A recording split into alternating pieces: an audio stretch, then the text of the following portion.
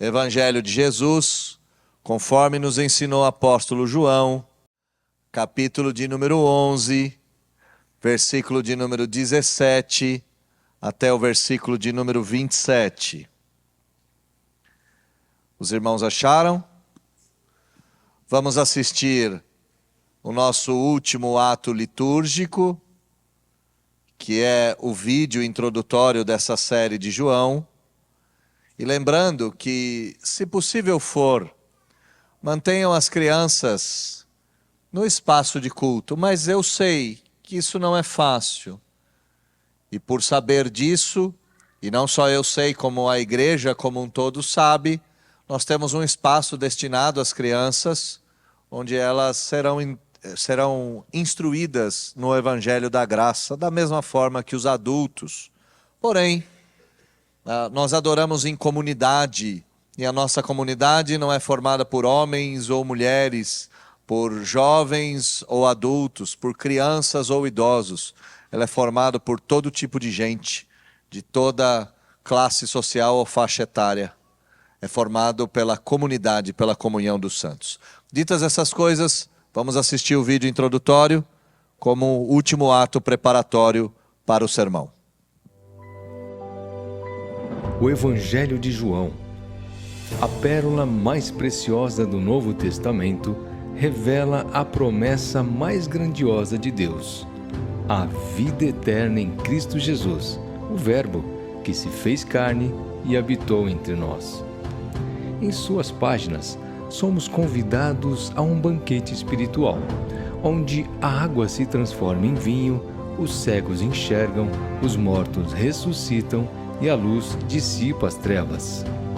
Através dos 7 sinais milagrosos, João nos revela a divindade de Jesus, o Messias prometido. Mas João vai além dos milagres. Ele nos leva ao coração do Evangelho, revelando o amor incondicional de Deus, que entregou o seu único Filho para que todo aquele que nele crê não pereça, mas tenha a vida eterna. Somos chamados a amá-lo e a guardar seus mandamentos, a fim de experimentarmos a verdadeira alegria e a paz que o mundo não pode dar. Em Cristo, a vida eterna. Uma jornada profunda pelo Evangelho de João.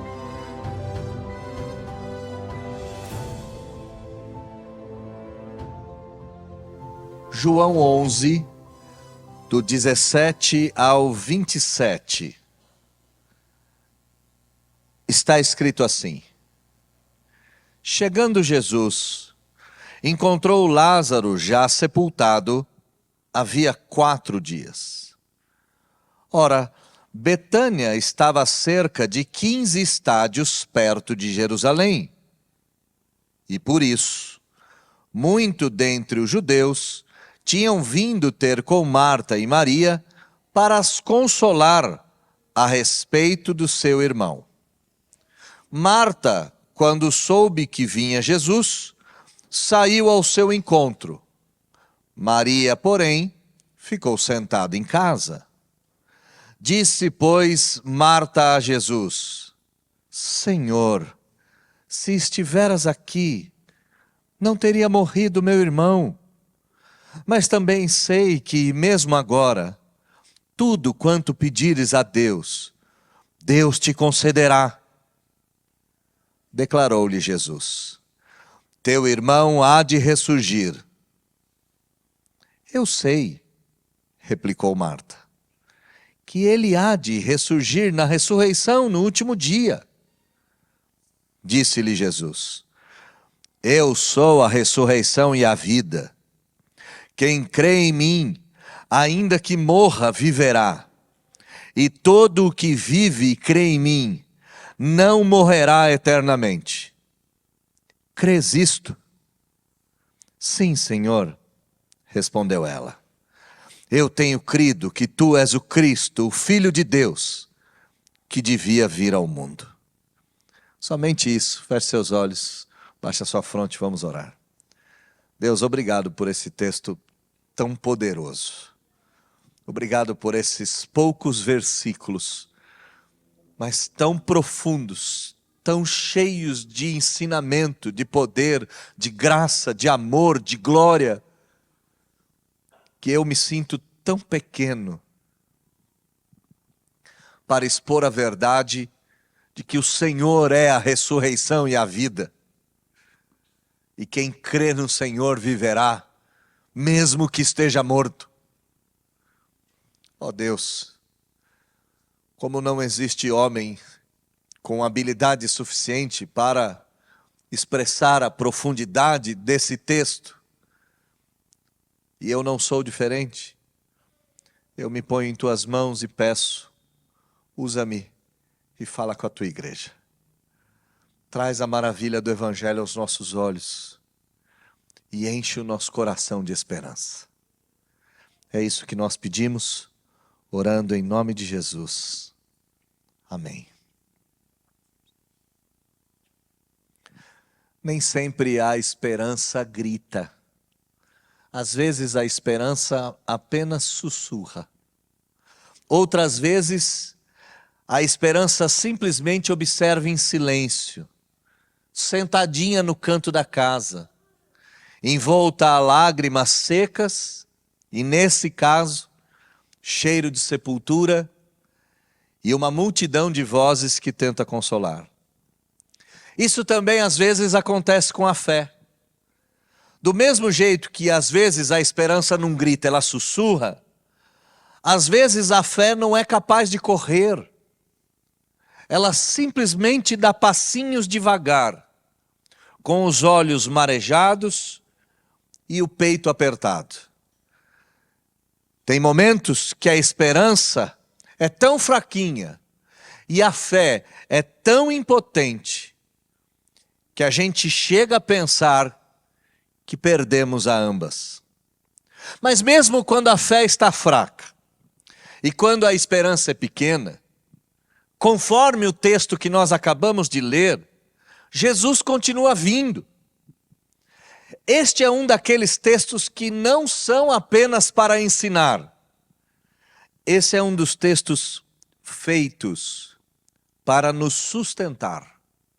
E isso se deve porque todo crente que aqui está já teve uma Betânia na vida, uma casa da aflição. Betânia significa casa da aflição. Todo crente já chorou um quarto dia. E todo crente precisa ouvir da boca do Salvador: eu sou a ressurreição e a vida. Mesmo depois de morto, viverá. O título do meu sermão é: quando a esperança está quieta, quando a fé está quieta, a vida está mais perto de chegar. Jesus vai confrontar a morte e a incredulidade, revelando-se como a ressurreição e a vida. Na semana passada, nós vimos nos versículos de número 1 até o 16, desse mesmo capítulo, que Jesus, assim que recebe a notícia da enfermidade de Lázaro, se demora mais 2 dias. Ao invés de correr, que seria o esperado, ele permanece onde estava. Naquele sermão nós aprendemos que o amor de Cristo jamais pode ser medido pela velocidade com que ele chega.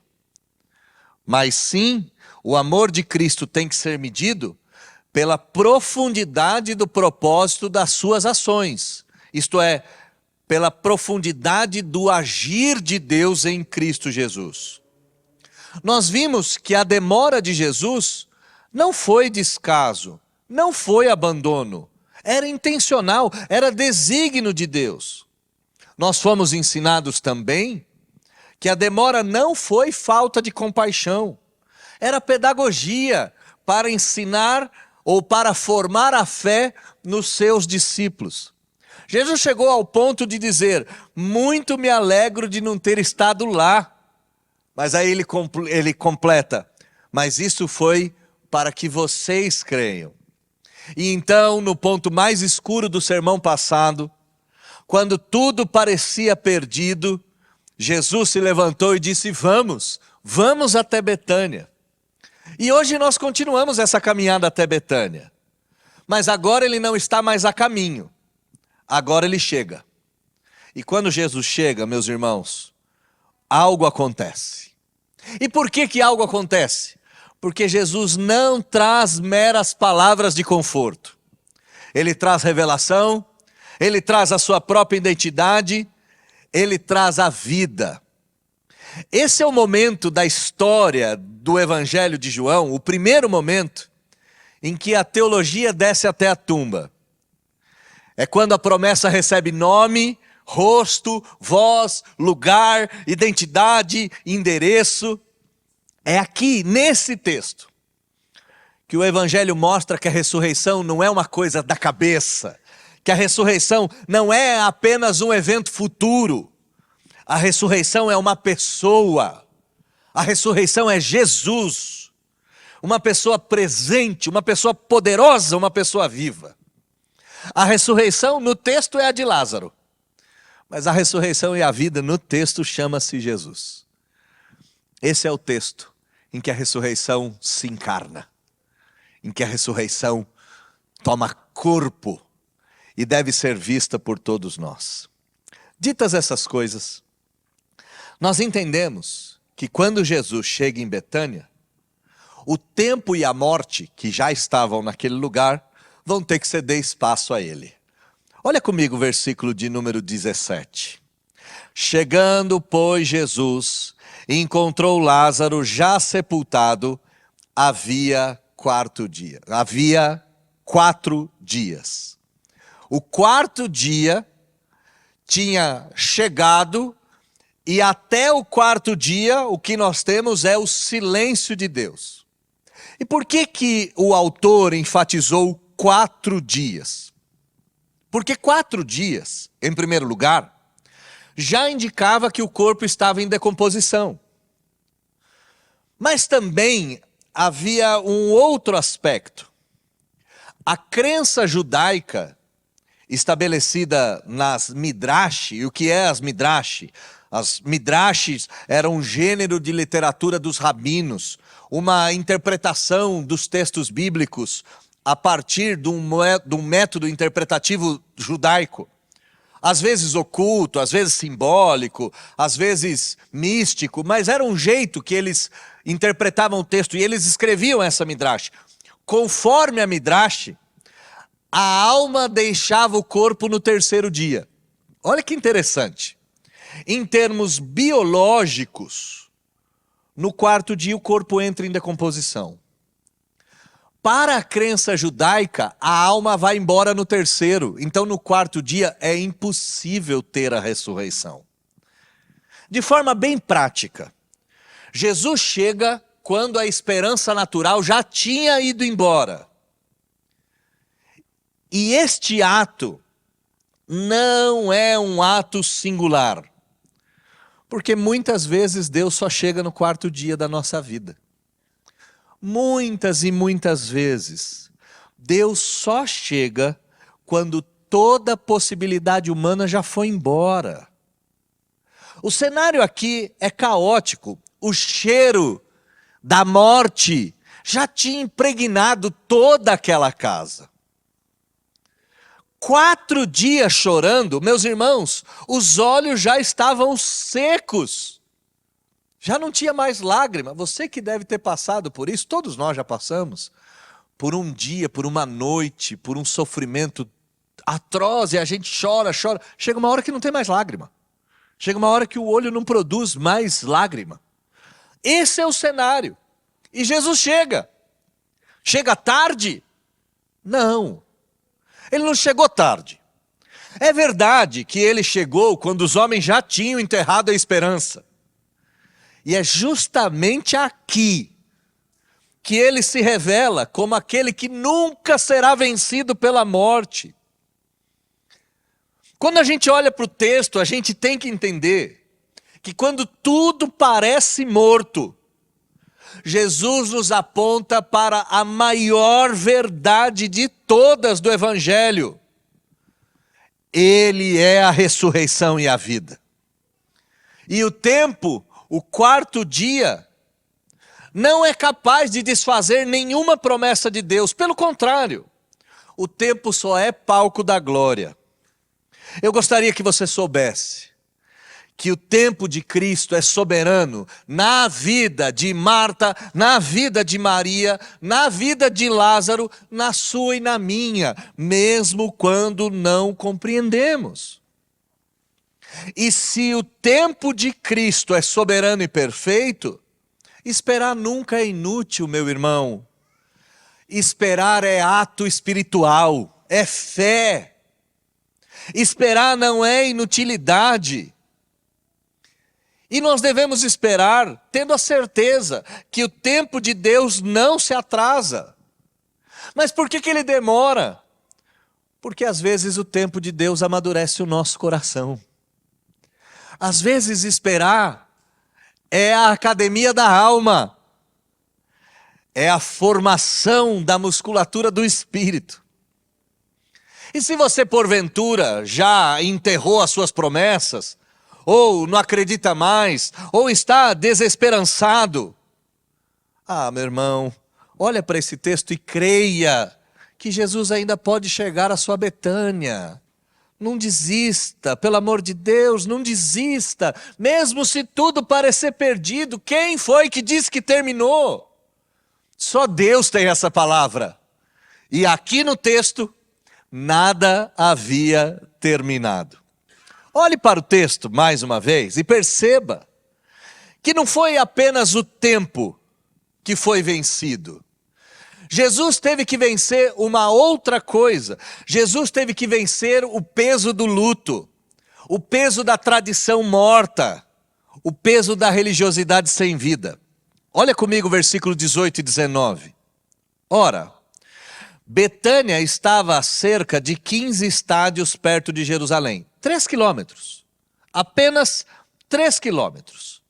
E por isso, por ser tão pertinho, muitos dentre os judeus tinham ido visitar Marta e Maria. Tinham ido ter com Marta e Maria para as consolar a respeito do seu irmão.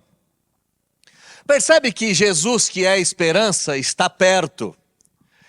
Mas há um peso de luto naquele lugar. Uma multidão se dirigiu de Jerusalém, uma multidão de religiosos, saiu de Jerusalém e foi em direção a Betânia. E por que eles fizeram isso?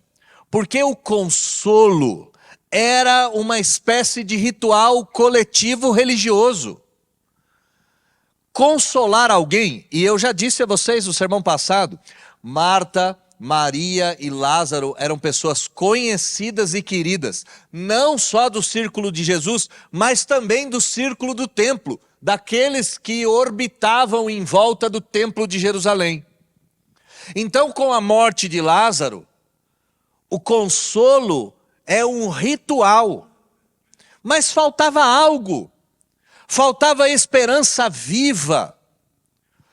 O consolo humano, ele não é capaz de trazer esperança. Ele não é capaz de converter o luto em fé. E às vezes a gente anseia pelo consolo humano. Meus irmãos, se você receber apenas o consolo humano no momento da dor, você terá a dor preservada por mais tempo. Quando o luto acontece, o ideal é que a família venha ficar sozinha o mais rápido possível. Porque ela precisa superar isso. Quanto mais consolo, quanto mais gente em volta, mais perdura a dor. A dor vai sendo mantida, ela vai sendo revivida. Mas aqui no texto, a gente precisa entender que existe um outro tipo de luto. Um luto muito mais profundo do que esse luto da morte. E o luto é que muitas vezes nós estamos do lado da religião, mas léguas de distância da ressurreição. E é isso aqui que está acontecendo. Está todo mundo em volta da religião, todo mundo chorando, todo mundo se consolando. E a ressurreição? A ressurreição? A ressurreição está longe. Veja a cena comigo. As ruas estão cheias de religiosos. Lábios estão repletos de palavras de consolo. Mas essas palavras não são profundas o suficiente para transformar o coração. É tão interessante que Betânia, que é a casa da aflição, fica só 3 quilômetros de Jerusalém, que é o lugar da bênção, da presença de Deus. Mas nesse cenário, estavam todos longe do céu. Religiosos, Jerusalém, Betânia, todo mundo. A casa, a cidade, o templo estava cheio de gente, mas completamente vazio de esperança. Esse talvez seja o maior engano de Satanás. É colocar na nossa cabeça que a gente deve estar, por estar perto da religião, a gente também está perto da fé e do céu. Esse é o maior engano do diabo. É nos fazer acreditar que nós, ao participarmos da religião, nós temos o nosso terreninho no céu. Isso não é verdade. E não é verdade porque os homens trazem apenas consolo. A religião traz apenas palavras e só Jesus traz a ressurreição e a vida. E Jesus oferece uma coisa que é fabulosa, ele oferece a sua presença, ele oferece a sua intimidade, ele oferece suas lágrimas. Você vai ver o texto na sequência, domingo que vem, ele oferece tudo aquilo que ele é. Ele não vem só com discurso de consolação. Ele vem de verdade, ele está ali. E não está ali só com palavras, ele está ali com poder. Grava bem isso. E pelo amor de Deus, não se contente em estar perto da religião e longe de Jesus. Não se contente com isso. Não aceita isso de jeito nenhum. Rompa com isso. A religião tem palavras, mas nunca terá poder. E aqui no texto, em meio a essa multidão de consolo vazio, em meio a essa multidão de falas, Marta se levanta. E Marta se levanta, e aqui é fabuloso, porque ela é capaz de caminhar, mesmo quando a sua alma está completamente partida. É fabuloso isso. Ela se levanta com a alma destruída. Olha o texto comigo, versículo 20. Marta, quando soube que vinha Jesus, saiu ao seu encontro. Maria, porém, ficou sentada em casa. E antes que você critique Maria, daqui a pouco a gente vai entender o temperamento dessas duas. Aqui, meus irmãos, a esperança que está fraquinha, a luzinha que está apagada, a fé que não consegue dar mais um passo, se levanta e sai ao encontro. Marta tem iniciativa. Marta era ativa, lá no Evangelho de Lucas, capítulo de número 10, versículo 38 ao 42. Marta está atarefada com a casa, lavando a louça, servindo comida, recebendo os convidados. Maria é mais contemplativa, Maria é mais introspectiva. Maria não ficou sentada porque tinha perdido a fé. Não, era o temperamento dela. Ela esperava um pouco mais. Já Marta era impulsiva. Mas essa impulsividade é tão linda nesse texto, é tão linda. Porque a fé de Marta, mesmo pequenininha, não permitiu que ela esperasse sentada. Fez com que ela saísse correndo. Pensa nisso, ela vai de encontro à promessa. E nós temos um grande contraste aqui, e é um contraste da vida. Enquanto o luto paralisa, a fé mesmo desse tamanhozinho. E Jesus disse isso: se nós tivermos fé do tamanho de um grão de mostarda, a gente vai dizer para a montanha, para ela se jogar no mar, e ela vai fazer. Mesmo a fé pequenininha, ela se movimenta. Mesmo com a dor, ela move montanhas. O luto nos paralisa, o luto nos mata, mas a fé gera vida. E vida em abundância. Marta aqui não tem tudo resolvido no seu coração. Não pense isso. Não pense que ela é um super crente. Não pense que ela tem todas as respostas. Ela está de luto, ela está chorando, ela está com dor, mas mesmo assim, ela ainda vai. E esse passo que vai até Jesus, daquele que está doendo, e ele faz uma oração dizendo: Jesus, me ajuda, daquele que está sangrando, e ele só balbucia a palavra, o nome, Jesus. Esse passo de clamar a Jesus é o que tira a pessoa do desespero e leva a pessoa para a vida. A fé de quem corre até Jesus vai mais longe do que toda a religião de um homem que não dá um passo. E aqui nós temos uma das coisas mais bonitas desse texto. Marta foi até Jesus e sua história virou evangelho. Por que virou evangelho? Ora, meus irmãos, todas as vezes que alguém vai até Jesus, essa história vira boa notícia.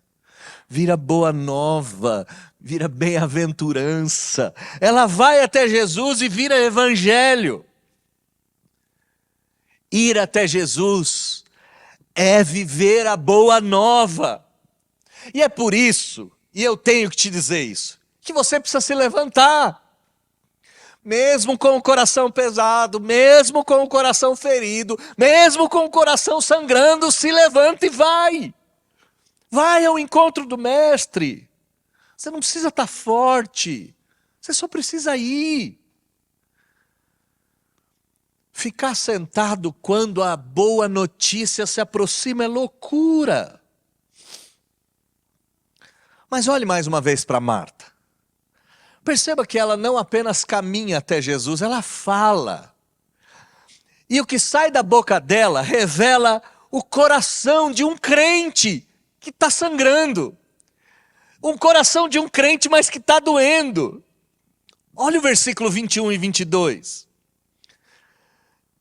Disse, pois, Marta a Jesus: Senhor, se estivesses aqui, meu irmão não teria morrido. Isso é muito sincero, isso é muito verdadeiro. Aqui não tem brincadeira, aqui não tem falsidade. Mas a segunda parte é tão verdadeira quanto a primeira. Mas eu sei que mesmo agora, depois de 4 dias, mesmo com o corpo em decomposição, mesmo a gente entendendo que o espírito foi embora, mesmo agora, Deus te dará tudo o que pedires. É interessantíssimo que a fé ferida, a fé que sangra, ainda pode crer no milagre. E isso é fabuloso, porque às vezes a gente espera a fé perfeita, às vezes a gente espera a fé poderosa, aquela fé imbatível que bate no peito. Não, a gente não precisa esperar isso. A fé ferida ainda pode ver o milagre, não só esperar, ver. Olha como ela começa falando com Jesus. Ela fala: se estivesse aqui. E aqui é uma mistura de lamento, de dor, de fé incompleta, de inadequação. Marta é muito parecida comigo e contigo. Ela se comporta como um ser humano comum. Ela não está negando o poder de Jesus. Mas parece que ela restringe o poder de Jesus no passado. Se estivesse aqui. A gente às vezes não faz exatamente isso, não é exatamente igual. A gente diz: por que o Senhor só fez no passado?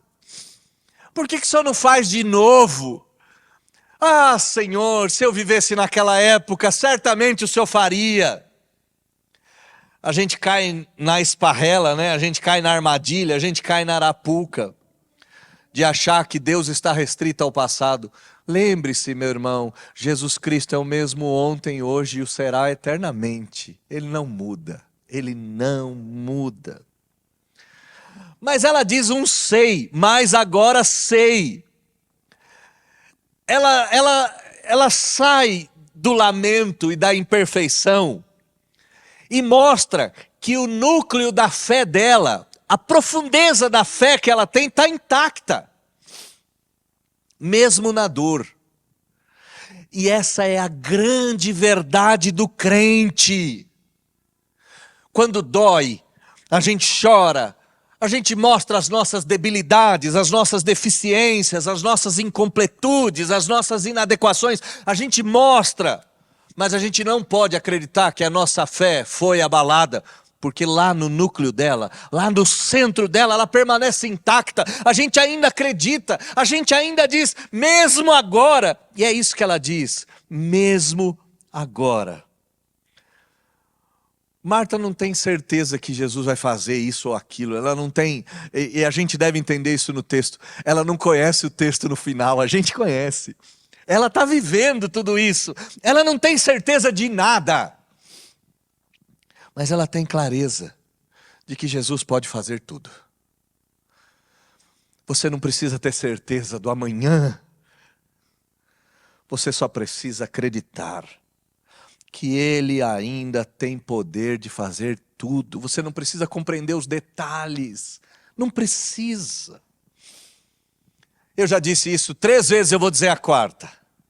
A fé verdadeira pode sangrar, pode se lamentar, pode se abalar, mas ela jamais será destruída. Marta aqui chega perto de Jesus com os olhos inchados, talvez com a voz muito embargada. E nesse lamento, se o Senhor estivesse aqui, é tão sentimental, é tão poderoso, tem saudade, tem dor, tem dúvida, tem lamento, tem inquietação.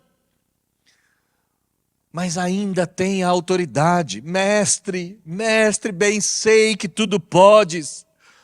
Mestre, eu sei que agora... Mestre, eu sei que até agora, até neste momento, e aqui, algo precisa ficar nítido diante dos nossos olhos.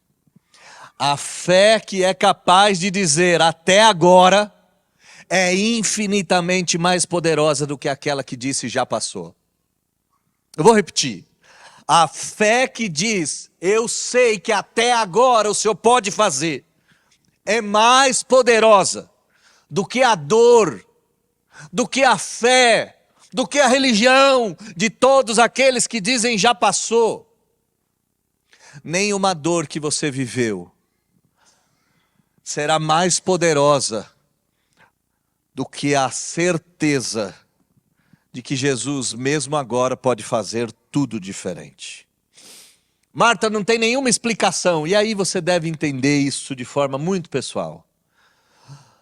A fé verdadeira não precisa de explicação nenhuma, para de pedir explicação, para. Ela não pergunta para Jesus, por que o Senhor não chegou? Onde o Senhor estava? 4 dias, por que o Senhor me esqueceu? Não, ela não quer explicação nenhuma, ela não quer explicação alguma. Ela simplesmente diz, que bom que você chegou, porque eu sei que até agora o Senhor pode fazer. E aqui, eu tenho uma fala muito direta, para você que abandonou a oração, para você que abandonou a crença, para você que deixou de pedir a Deus porque acha que o tempo já passou, para você que acha que o céu está fechado para você.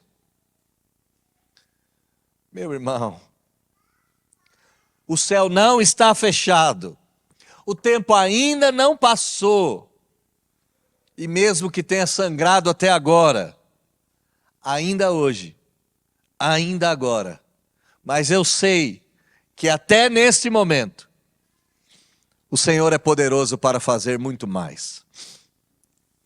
Creia que o céu continua aberto, que o tempo de Deus para você não se findou e que Ele ainda pode atender o seu clamor, mesmo que o seu clamor venha de um peito desesperado. Diante da dor sincera de Marta, Jesus não dá explicação, e aí é mais fabuloso ainda. Você que consola outras pessoas na dor, quanto mais você explica, pior fica. Diante da dor dessa mulher, Jesus faz uma promessa. Só uma promessa. E como sempre, as promessas de Jesus são muito maiores do que nós somos capazes de compreender. Olha o versículo de número 23. Declarou-lhe Jesus: o seu irmão vai ressuscitar. Que resposta é essa, meu Deus do céu? Jesus não explica. Jesus não diz, eu demorei por causa disso, por causa daquilo. Agora nós vamos fazer esse tipo de coisa. Faz parte de um plano cósmico. Ele simplesmente faz uma promessa. E quando a promessa é dita, ela não precisa ser compreendida. Jesus vai dizer, ele há de ressurgir. E é claro que aqui ele está falando do futuro. Mas tem uma dupla dimensão no caso de Lázaro. Qual é a dupla dimensão? Bom, a primeira é escatológica, no fim dos tempos, no escatom, na consumação de todas as coisas. Ele há de ressurgir na volta de Jesus. Ele há de ressurgir ressuscitando dentre os mortos. Tudo bem? Está aqui no texto. Mas há um outro ponto imediato. O milagre que está por vir. E ninguém é capaz de interpretar a promessa de Cristo de forma cabal. Porque a promessa de Jesus é sempre maior do que a nossa interpretação limitada. Marta, inclusive, vai ouvir como declaração doutrinária isso. Ela vai entender, entendi a doutrina, entendi a teologia. Entendi exatamente aqui os pontos que o Senhor está elencando. Mas Jesus não está fazendo teologia aqui. Jesus está fazendo uma declaração profética, presente, pessoal, imediata. Essa é a maior dor que o pecado nos gerou, sabe? E que dor é essa? Que a gente não é mais capaz de ouvir o poder da palavra de Deus. Deus fala com mais poder do que nossa natureza é capaz de interpretar. Jesus vai anunciar uma profecia. Ele não está aqui dando aquele clichê fúnebre, sabe? Ele está em paz, um dia nos veremos, descansou, fechou os olhos, fez muito bem. Jesus não está com aquele clichê pronto. E meus irmãos, você que tem a missão, a vocação de consolar pessoas enlutadas no hospital, você que frequenta velórios, você que tem esse ministério, e eu sei que alguns irmãos aqui da igreja têm esse ministério. Pelo amor de Deus, abandona os clichês. Abandona os clichês, aprenda com Jesus. Aponta para uma promessa. Aponta para a vida eterna. Aponta para a glória de Deus. Não diga coisas, fechou os olhos, descansou, que bom. Não. Mostra a teologia encarnada. Mostra que Deus está prestes a romper o tempo dos homens e mudar todas as coisas. Mostra que Jesus está vivo e anda no nosso meio. Mostra que a ressurreição e a vida é verdadeira. A gente está tão acostumado a ouvir consolo de vozes mortas. A gente está tão acostumado a ter o ouvido treinado nos funerais, ou nesse ofício fúnebre que é a vida do lado de cá do pecado, que nós esquecemos que ele venceu a morte, e ele fala como quem vence a morte todos os dias. Que suas palavras carreguem vida e vida em abundância, e não só doutrina morta. E que Deus não seja só uma teoria para você, seja verdadeiro. E que você possa ensinar esse Deus verdadeiro para quem chora, para quem sofre, porque talvez você tenha na sua família gente que hoje está sofrendo. Leve Cristo ressurreto e redivivo. Mas volte para o texto. Agora Jesus vai além da promessa. Ele não vai só apontar o futuro, ele vai se revelar. Aqui agora nesse texto a doutrina vira carne. A esperança se torna pessoa. Tudo se materializa diante dos olhos de Marta. Olha o versículo 24 e 26. Marta responde à teologia de Jesus. Eu sei que ele há de ressurgir na ressurreição no último dia. Marta era uma excelente aluna de escola dominical. E ela responde doutrinariamente. Está tudo certo. Mas Jesus vai encarnar a fé. Jesus vai encarnar a ressurreição. Ele vai olhar para ela e vai dizer: eu sou a ressurreição. Marta, eu não estou falando de teologia futura, eu não estou falando de escatom. Marta, eu não estou falando de nada do porvir. Eu não estou falando de Bíblia. Eu estou falando da vida. Eu estou falando de quem eu sou, de quem Deus é. Eu sou a ressurreição e a vida. E aí aquele desdobramento dessa verdade é fabuloso. Aquele que acredita em mim, ainda que morra, viverá. E quem vive crendo em mim, não morrerá para sempre. Aquele que crê em mim, se morrer, vive. Aquele que vive crendo, não morre. Aí ele olha para ela e pergunta: você acredita nisso, filha? É fabuloso isso. Ele olha para ela e fala: crê nisso? Você acredita nisso que eu estou dizendo? Marta vem com a teologia sobre a ressurreição futura e Jesus transcende. Jesus começa com ego eimi, eu sou. E eu sou é um eco da sarça ardendo, é um eco de Êxodo 3,14, é um eco de 2000 anos atrás. Não é mais uma sarça que está em chamas, é um homem. E esse homem diz: eu sou. Marta, eu sou. Mas ele completa: eu sou o quê? Eu sou a ressurreição e a vida. Ele não é só o agente da ressurreição. Ele não é só o mensageiro da ressurreição. Ele não é só o portador da ressurreição. Ele é a origem da vida. Ele é a origem da vida. Ele é a origem da ressurreição. Ele é a essência da vida. Ele é a garantia. E aí a sabedoria do alto, encarnada, que é fabulosa. Eu gosto demais das palavras, e quando eu vejo essa dança de palavras, eu acho isso lindo. Jesus vai pegar os dois verbos morrer e viver, e vai fazer uma brincadeira. Quem morre, vive. Quem vive, não morre. É lindo isso. Quem morre em Cristo vive para sempre. Quem vive em Cristo jamais morre. Ele fala do futuro, mas fala do presente. Entenda isso. Quem morre em Cristo ressuscitará no futuro. E todos aqueles que vivem em Cristo não morrerão, porque mesmo se sua carne deitar e repousar, seu espírito ascenderá imediatamente na presença de Deus. A ressurreição, meus irmãos, não é um mero evento para aguardar. A ressurreição é uma pessoa que eu e você devemos conhecer.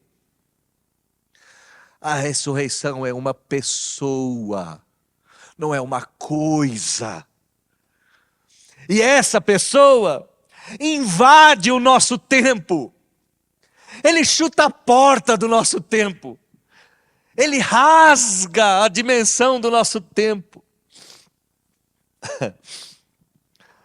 Marta cita o catecismo, diz da teologia,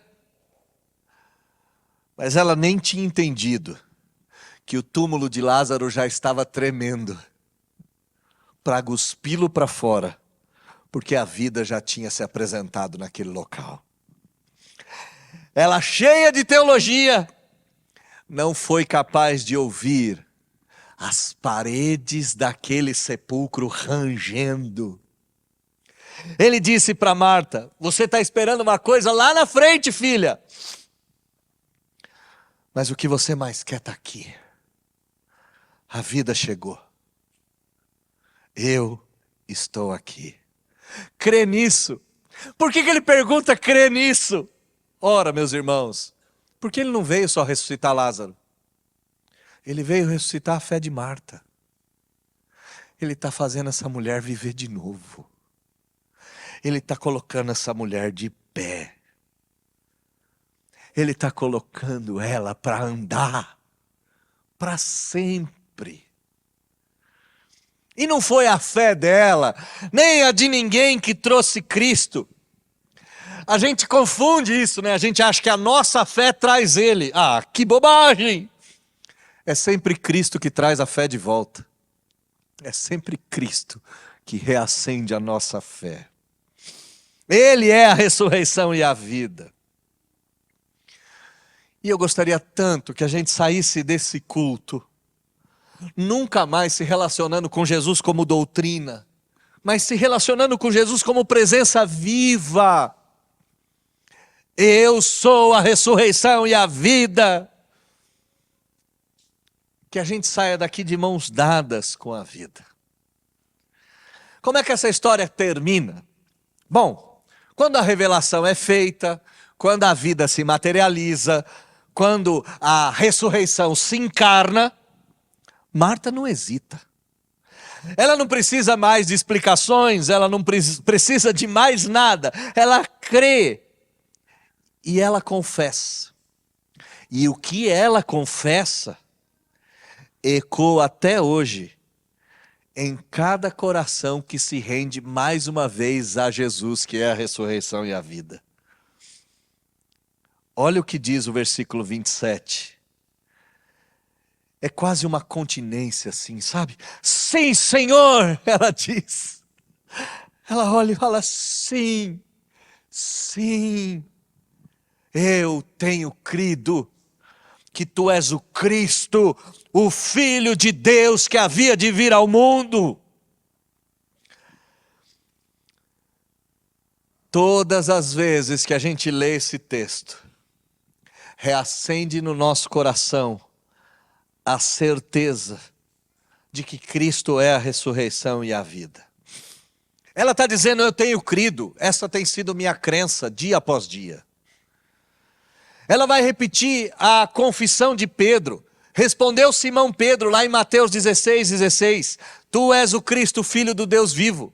Aqui ela diz a mesma coisa, mas tem uma diferença. Aqui ela diz isso em pleno luto, sem ter visto milagre algum. Isso é fabuloso, porque ela ainda não viu milagre nenhum. E ela apenas crê. Ela crê em quem ele é, ela crê na sua missão, ela crê que ele é o Cristo, ela crê que ele é o Filho de Deus.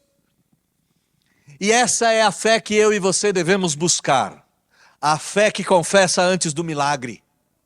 E essa fé que confessa antes do milagre é aquela que honra o Cordeiro de Deus, mas que também reconhece o leão da tribo de Judá. A fé que confessa antes do milagre, sabe que está diante do leão.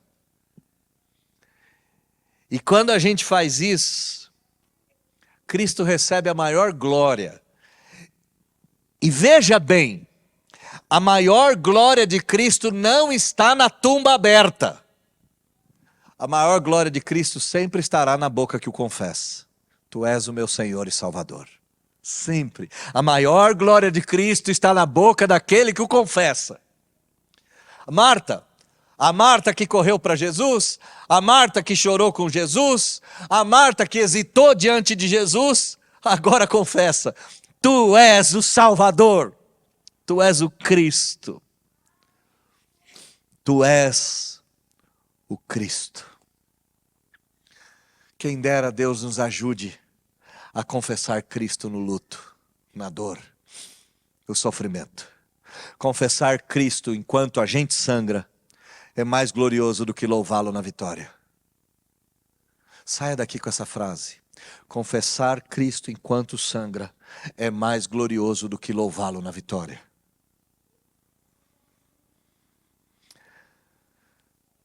Ah, meus irmãos, Jesus é digno da nossa confiança.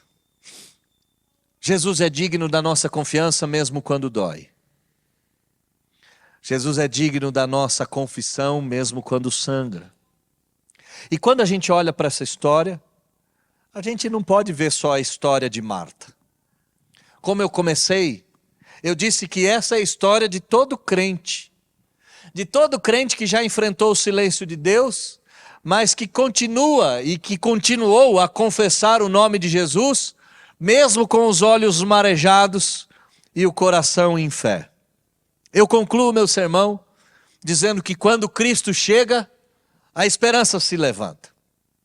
Jesus não chegou no primeiro dia, não chegou no segundo, não chegou no terceiro, ele chegou só no quarto dia. No quarto dia, quando o corpo já cheirava mal. No quarto dia, quando a esperança já estava enlutada. No quarto dia, quando a fé já se expressava mais parecida com saudade do que com certeza, se o Senhor estivesse aqui. Mas ele chegou. E quando ele chegou, e quando ele chega, ele não traz fórmulas, clichês, frases prontas. Não. Ele traz revelação. Ele não disse para ela: espera mais um pouquinho que já já eu vou ressuscitá-la. Ele podia ter dito isso: eu vou ressuscitar Lázaro. Espera um pouquinho aí, filha. Está apressada demais. Me dá mais 2 páginas. Me dá mais 10 versículos. Me dá mais algumas linhas. Eu já vou ressuscitá-lo. Não, não, não. Ele não diz nada disso. Ele diz: eu sou. Eu sou a ressurreição e a vida. Ele não aponta para o fim dos tempos. Ele se apresenta como a solução para a morte. E o que aconteceu? Eu não tenho medo de dar spoiler bíblico, você conhece o texto. O que aconteceu é que a casa de Marta e de Maria se tornou num lugar de festa. Mas esse lugar não se tornou num lugar de festa porque a dor foi embora. Não, por enquanto a dor ainda está lá. Ela se tornou um lugar de festa porque a glória de Deus desceu naquele lugar. Porque Cristo se revelou. A história dela ainda não mudou. Mas a festa já aconteceu. Porque Betânia se transformou num lugar de glória. O que eu quero te dizer é que hoje, dia de hoje. Que dia é hoje? Dia 25 de maio, hoje, 25 de maio de 2025, ele continua visitando as Betânias dos nossos dias. Ele continua entrando no nosso jardim das aflições. E ainda que seja no 4º dia da sua vida, quando tudo já cheira mal, quando ninguém acredita mais, quando a religião não tem mais o que falar, quando a alma está cansada, ele ainda vem, e quando ele vem, algo de novo acontece. Quando ele vem, algo se transforma. Quando ele vem, espere para ter a vida transformada para todo sempre. Eu termino com uma frase. A esperança do cristão jamais foi a volta do que se foi. A esperança do cristão é uma presença viva de quem nunca deixou de ser, de quem nunca foi para lugar nenhum. Pelo contrário, a esperança do cristão permanece conosco para todo sempre. E se seus dias são de dor, se seus dias são de luto, peça a Deus te fazer um pouquinho mais sensível. Que você vai olhar para o lado e vai perceber que o Nazareno ali está, de pé e pronto para te ajudar. Eu sou a ressurreição e a vida, disse Jesus. Aquele que crê em mim, mesmo que morra, viverá. E todo aquele que vive e crê em mim, não morrerá eternamente. Que Deus abençoe você. Feche seus olhos, vamos orar. Senhor,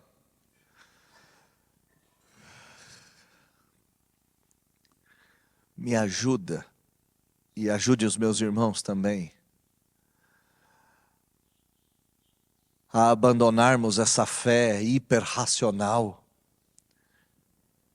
que acredita que a ressurreição e a vida são meras palavras e não profunda realidade.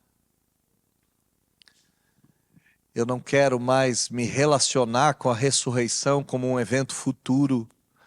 Eu não quero mais me relacionar com a vida como um efeito do porvir. Eu quero me relacionar com a ressurreição e a vida como uma pessoa de verdade, de carne e osso. E Jesus é a ressurreição e a vida de carne e osso, encarnado. A vida se encarnou, a ressurreição se encarnou. E por que eu quero me relacionar com Jesus assim? Porque eu estou cansado de entrar no meu jardim das aflições e achar que Cristo me abandonou. Eu estou cansado de sentir o cheiro da morte e ouvir o eco do sepulcro e não ter os olhos abertos para a presença viva e que é capaz de ressuscitar família, sonho, emprego, empresa, filhos, netos, casamentos. É capaz de ressuscitar tudo.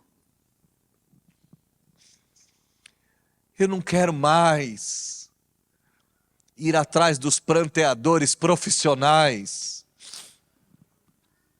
dos religiosos secos, e ignorar que a ressurreição e a vida está de mãos dadas comigo.